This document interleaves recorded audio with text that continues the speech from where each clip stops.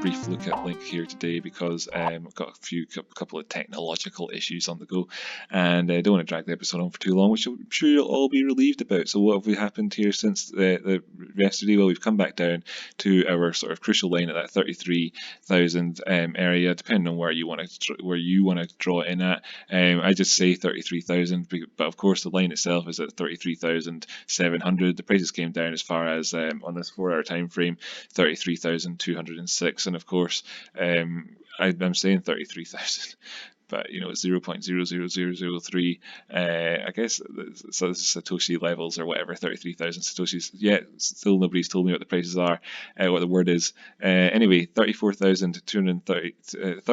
We're at 34 at the minute. That's okay. We're below all the moving averages, and the current play for me, I suppose, on this one will have to be determined by how things are looking on the dollar prices. Overall, I think we could maybe see yet again a little bit of upside here. We've set in a higher low and a higher high potentially. So let's just see how things pan out. The sort of first real sort of thing will be getting up to that 35,000, and then looking towards the previous high at 30. Well, I suppose 36,000 would be the next level to try and get up to, try and continue this good feeling. In terms of if there is any divergence or anything, well, it's too early to tell on that front. This could be turning around, which is good to see, but it's not quite there yet. The ADX is still below 20, and we are just testing off the neutral line here on the RSI. So you know, if we can bust past this 34,000 into 35s and 36s, then things could be looking up. Let's take a look over to the LINK USD prices though, and see that we came up right to the very top of our triangle and back down here, and we're just at the 236. So we've got the question to be asked here then is, can the prices maintain themselves above our 236 level at $2.30 essentially, or will we be visiting the bottom of our triangle again, which is, you know, quite likely. Maybe it's a little bit shallow there, I don't know. We had a bit, we broke below it here for a second.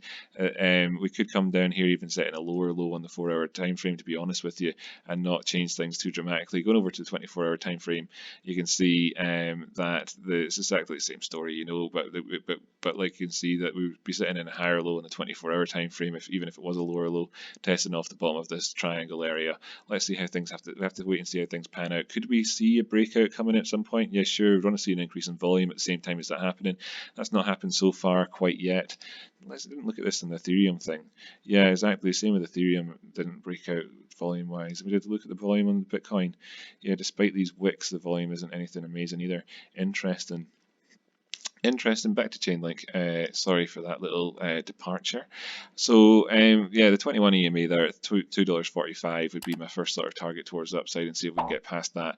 Obviously we've got our you know, top of the triangle if we were to be breaking out the triangle. Otherwise that's just fake out territory, and we're coming back into it again. We're going to keep doing what we have been doing for the last wee while, and the story's not really changed. Looking over towards the Binance charts, you can see that the story here is also exactly the same and not changed either.